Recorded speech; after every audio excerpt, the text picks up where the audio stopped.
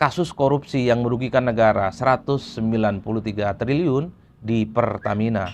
Sampai hari ini kalau kita mau jujur, sekalipun sudah diungkap ada kerugian negara yang cukup fantastis 193 triliun, tapi kan masih terjadi silang pendapat, masih terjadi tawuran opini antara pihak Pertamina dengan Kejaksaan Agung. Kita dengarkan dalam rilis yang disampaikan secara terbuka oleh Kejaksaan, sudah terindikasi kerugian negara yang cukup fantastis ini itu tidak bisa dilepaskan dari praktek yang cukup jahat karena ada oplosan yang dilakukan oleh oknum-oknum jahat tertentu yang kemudian mengubah Pertalite kemudian menjadi Pertamax, atau oplosan Pertalite yang kemudian dijual dengan harga Pertamax.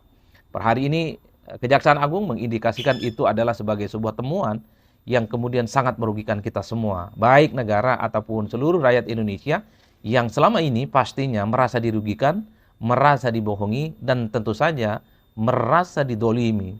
Karena rakyat yang dulu itu dipaksa untuk pindah ke Pertamax khususnya adalah mereka yang berharap bahwa kualitas BBM yang mereka gunakan itu baik, kemudian irit, dan tentu saja sangat berguna untuk kelangsungan kendaraan yang mereka gunakan. Tapi pengungkapan yang dilakukan oleh Kejaksaan Agung ini tentu cukup mengagetkan karena yang digunakan oleh Pertamax itu tidak lebih dari sekedar oplosan yang dilakukan oleh oknum-oknum yang tidak bertanggung jawab. Tapi pada setting bersamaan, coba kita dengarkan pernyataan-pernyataan dari pihak Pertamina, baik yang dilakukan secara terbuka ataupun hasil RDP, rapat dengar pendapat dengan kawan-kawan DPR, mereka membantah bahwa tidak ada ceritanya oplosan. Tidak ada yang kemudian misalnya bahan yang Pertalite diubah, diakal-akalin menjadi barang Pertamax. Mereka itu hanya mengatakan bahwa ada memang penambahan yang disebut dengan aditif yang tujuannya adalah untuk meningkatkan value ataupun kualitas BBM mereka sehingga kualitasnya itu bisa kompetitif dan baik untuk kendaraan. Istilah-istilah aditif itu sebenarnya adalah istilah elit dan tidak semua orang bisa memahami itu. Tapi secara prinsip ya, pihak Pertamina itu ingin mengatakan bahwa mereka tidak melakukan oplosan seperti yang kemudian disangkalkan atau tidak melakukan praktek-praktek jahat oplosan seperti yang dituduhkan oleh Kejaksaan Agung yang sudah melalui pengungkapan yang merugikan negara itu. Dalam konteks ini menurut saya ke depan harus segera digelar perkara sebenarnya yang terjadi pada hari ini soal kerugian negara kita. Betul tidak ini ada oplosan gitu ya. Ini barangnya Pertalite tapi kemudian dijual dengan kualitas Pertamax. Atau ini sebenarnya Pertalite tapi dikasih stiker Pertamax. Ini kan untuk memberikan satu kepastian bahwa ini terjadi oplosan atau sebenarnya ada praktik-praktik lain seperti yang sudah sering kita lakukan. Misalnya oknum kejahatannya itu mengatakan bahwa lifting minyak kita, bahwa soal minyak kita yang tidak terlampau mencapai target setiap bulan, setiap tahun, itu menjadi alasan supaya negara kita ini mengimpor barang dari luar, supaya mengimpor dari pihak-pihak asing. Itulah yang kemudian dijadikan sebagai alat untuk mengeruk keuntungan yang cukup luar biasa. Itu yang saya kira memang harus perlu diklarifikasi. Karena kalau ini tidak bisa diklarifikasi, tidak bisa dituntaskan, dikhawatirkan ini hanya akan menjadi isu liar untuk mencari sesuatu yang sebenarnya tidak clear. Rakyat taunya harus mulai bisa dibuktikan bahwa praktik jahat ini adalah praktik yang betul-betul murni dilakukan secara sistematis oleh oknum tertentu, oleh aparat-aparat tertentu, pejabat-pejabat BUMN yang selama ini memang sering diindikasikan bermain nakal. Rakyat hanya ingin tahu bahwa kerugian negara itu praktiknya semacam apa. Apa betul misalnya RON 90 tapi dijualnya 92 atau RON 88 kemudian dijualnya 90. Itulah yang kemudian hanya ingin memberikan satu kepastian di tengah distingsi bagaimana pendapat dari penyidik Kejaksaan Agung dengan pihak Pertamina. Publik berharap kasus ini segera disidangkan sehingga fakta-fakta hukum itu kemudian bisa diungkap sebenarnya siapa yang bersalah. Apakah betul tidak ada oplosan? Bahwa yang sebenarnya itu yang terjadi hanya sebatas penambahan zat aditif untuk meningkatkan kualitas BBM. Kalau itu yang terjadi, berarti ada praktik kejahatan lain yang kemudian dilakukan oleh oknum-oknum Pertamina seperti impor dengan takaran yang kemudian mereka mengambil untung di atas segala-galanya yang jumlahnya sampai mencapai triliunan. Itu yang pertama. Nah yang kedua tentu saja belakangan ini kita mendengarkan bagaimana wawancara Ahok ya Kita tahu Ahok ini adalah sosok yang menurut saya eh, pernah menempati posisi yang cukup strategis di Pertamina. Kalau tidak jadi komut ya, di komisaris utama, yang kemudian pastinya akan banyak tahu terkait dengan apa yang sebenarnya terjadi dengan praktik-praktik yang dinilai ini sebagai sebuah bentuk penyelewengan dan merugikan uang negara yang cukup luar biasa. Dalam wawancaranya Ahok siap dipanggil oleh kejaksaan, siap akan memberikan bukti-bukti, akan memberikan kesaksian-kesaksian yang dibutuhkan, apapun kesaksiannya. Bahkan Ahok bercerita dulu sempat dipanggil oleh KPK terkait dengan kasus lain. Ahok menyatakan memberikan semua data dan informasi yang Ahok tahu untuk memberikan bagaimana kejelasan-kejelasan terkait dengan kasus yang sedang ditangani oleh KPK itu bisa tuntas. Nah, hari ini ketika Ahok dikait-kaitkan soal kemungkinannya dipanggil oleh kejaksaan, dimintai kesaksiannya, ini adalah momen yang menurut publik, menurut kita semua, adalah momen yang pas. Karena kita tahu Ahok itu biasanya suka belak-belakan, Ahok itu bisa menunjukkan data-data, Ahok itu bisa menunjukkan fakta-fakta, dan tentu saja posisinya sebagai komut saat itu, 2019-2024 kalau tidak salah, pastinya melihat dari dekat sebenarnya bagaimana praktik-praktik yang dilakukan oleh oknum-oknum Pertamina yang mengambil untung yang mengakibatkan korupsi 193 triliun itu lantang terjadi. Dan itu yang faktual.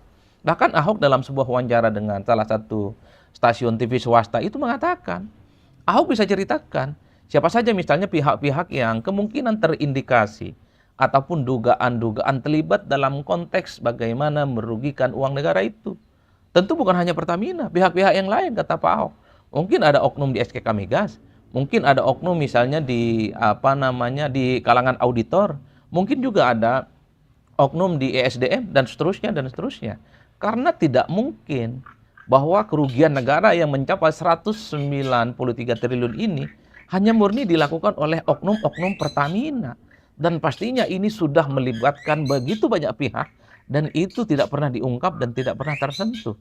Ahok menyatakan kesiapannya. Ahok menyatakan siap bersedia untuk memberikan kesaksian jika memang dibutuhkan oleh Kejaksaan Agung. Potongan-potongan video Ahok yang dilakukan wawancara dengan salah satu stasiun TV swasta itu kan diamplifikasi. Banyak yang kemudian bertanya-tanya, dulu Ahok ketika kasus ini posisinya strategis di Komut. Banyak juga yang mencari-cari supaya memang Ahok itu dipanggil dan diminta kesaksiannya terkait dengan ini. Oleh karena itu di antara begitu banyak terkait dengan kekisruhan, sebenarnya modus seperti apa terkait dengan mega korupsi di Pertamina ini, mungkin Ahok adalah sebagai salah satu orang sosok yang paling pas untuk mengurai bagaimana anatomi, bagaimana rumitnya mengurai soal siklus dan mata rantai terhadap jaringan-jaringan kejahatan untuk merugikan negara kita ini. Bahkan dalam wawancaranya Ahok mengatakan siap kapan saja untuk dipanggil dan siap untuk membeberkan fakta-fakta, data-data dan informasi yang dibutuhkan oleh kejaksaan. Tapi Ahok minta dengan salah satu syarat bahwa apapun yang dia berikan sebagai kesaksian terkait dengan pengungkapan kasus Pertamina ini bisa dia siarkan secara terbuka. Ini bisa disiarkan secara langsung dan bisa diakses oleh seluruh rakyat Indonesia. Ini tentu menarik. Di era yang semakin terbuka, mestinya tak ada lagi hal-hal yang bisa ditutup-tutupi. Karena tentu rakyat itu akan melihat ketika Ahok misalnya ya, jadi dipanggil sebagai saksi akan bercerita. Dalam rapat-rapat yang dia ikuti sejak lama ketika posisinya sebagai komut, akan bercerita bagaimana tentang kebolongan, tentang kerugian negara, siapa pihak-pihak dan oknum-oknum yang bandel, sekalipun ada kerugian tapi tetap dilakukan dengan kebijakan-kebijakan yang memang jelas-jelas merugikan misalnya. Akan kelihatan dan akan muncul sebenarnya siapa yang kemudian menjadi pemain utama, aktor utama, oknum utama, sehingga kerugian negara itu mencapai 193 triliun. Itu yang sebenarnya disampaikan oleh Ahok dalam sebuah wawancara dengan salah satu TV swasta. Menarik menurut saya. Ini adalah bulan Ramadan, momentum bersih-bersih. Bukan hanya membersihkan diri kita dari segala dosa, bukan hanya membersihkan diri kita dari segala hal-hal yang buruk, tapi juga adalah sebagai guidance bagaimana di bulan puasa itu menjadi tempat bagaimana para pelaku koruptor, para pelaku kejahatan, orang-orang yang selama ini menghabiskan uang negara untuk kepentingan pribadi dan kelompoknya, itu bisa diungkap seungkap-ungkapnya. Tentu Ahok hanya menjadi salah satu orang yang mungkin bisa ditelusuri bagaimana pengetahuan dan informasinya terkait dengan kekisruhan yang ada di Pertamina. Mungkin akan begitu banyak pihak-pihak yang lain yang mestinya juga akan diungkap, akan dimintai keterangan dan pendapatnya terkait dengan uang negara yang sudah jelas-jelas ini cukup takjub dan cukup melukai perasaan yang ada di seluruh Indonesia. Oleh karena itu, kita sebagai rakyat Indonesia, apakah kasus Pertamina ini oplosan, ataukah misalnya ada praktik-praktik lain, misalnya terkait dengan impor, yang kemudian itu dimainkan oleh oknum-oknum nakal, ataukah misalnya ada indikasi-indikasi lain untuk mencari keuntungan. Rakyat cuma ingin tahu bahwa jangan lagi ada praktik yang semacam ini. Yang kedua, ungkap siapa aktor-aktor kunci, aktor-aktor yang selama ini tidak pernah tersentuh, tidak pernah bisa diungkap, supaya kasus seperti ini tidak bisa terulang. Ini peristiwa lama dan peristiwa panjang, dan agak nggak masuk akal kalau semua orang itu seakan-akan tidak tahu. Dan ketiga yang paling prinsip, pastinya ada kekuatan besar yang sebenarnya mencoba untuk menguasai bagaimana persoalan BBM kita, persoalan minyak kita di Indonesia itu tidak bisa digantikan posisinya. Tiga hal ini yang paling mungkin bisa akan kita tunggu bagaimana Kejaksaan Agung di masa-masa yang akan datang akan semakin mendalami bagaimana proses kerugian negara yang dilakukan oleh oknum Pertamina ini bisa diungkap setuntas-tuntasnya. Yang terakhir ingin saya katakan adalah apa yang terjadi pada Pertamina merugikan negara yang cukup luar biasa. Ini kan mengindikasikan betapa pengawasan khususnya yang dilakukan oleh kawan-kawan DPR selama ini memang tidak pernah serius. Bahwa pengawasan yang dilakukan oleh anggota dewan yang mulia dan terhormat, yang selalu bicara atas nama rakyat, ini berarti tidak pernah menyentuh dan mungkin tidak pernah tahu bahwa ada praktek-praktek curang, praktek-praktek culas, praktek-praktek jahat yang jelas-jelas itu sejak lama dilakukan di negara kita oleh aparat-aparatus internal yang bekerja di Pertamina untuk mengeruk keuntungan pribadi. Pengawasan adalah sebenarnya menjadi kunci bagaimana tindak penyelewengan merugikan uang negara itu bisa dilakukan. Tapi ya sudahlah, kita tentu tidak bisa berharap banyak kepada anggota kedewanan yang memang dari dulu kita tahu kinerja mereka suka dikritik oleh publik, kinerja mereka yang dianggap tidak terlampau sesuai dengan harapan. Oleh karena itu kita berharap bagaimana Kejaksaan Agung segera untuk menyidangkan supaya kasus ini transparan, kemudian ini sesuai dengan semangat yang ingin disampaikan oleh Presiden Republik Indonesia Pak Prabowo Subianto bahwa para koruptor akan dikejar hingga antariksa dan liang kubur. Ini adalah momennya. Pertamina dan kasus-kasus yang lain ke depan memang sudah mulai harus dibersihkan. Ini adalah sektor strategis yang langsung menyangkut kepentingan seluruh rakyat Indonesia. BBM itu adalah sektor kunci yang selama ini memang menjadi kebutuhan langsung yang dihadapi oleh rakyat. Tentu kita tidak mau di masa-masa yang akan datang terjadi praktik-praktik jahat, praktik-praktik korup, dan yang paling penting pelakunya harus dibuat jerah, diungkap, dan kemudian diperlakukan dengan hukum sesuai yang ada di Indonesia. Saya kira di situ